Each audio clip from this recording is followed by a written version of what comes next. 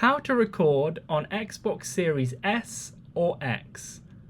If you want to record the last 30 seconds of gameplay, all you need to do is get your controller, then press the middle record button there, then it will record the game clip. If you want to do a custom period of time, what you want to do is go on your controller, press the Xbox button when you're playing your game, go to the right hand side with a pop-up on the left, then click on start recording in the capture section there.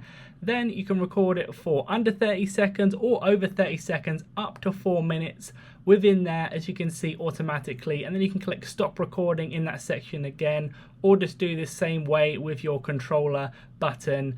As well, in that section you can go down to capture settings, so you can change the duration, the resolution, a few different other settings within there. But first of all, you'll need to type in your password for the account. Once you type in your password, you'll be able to change those settings for the duration, etc. within there. Leave a like on the video for help and subscribe for more helpful videos.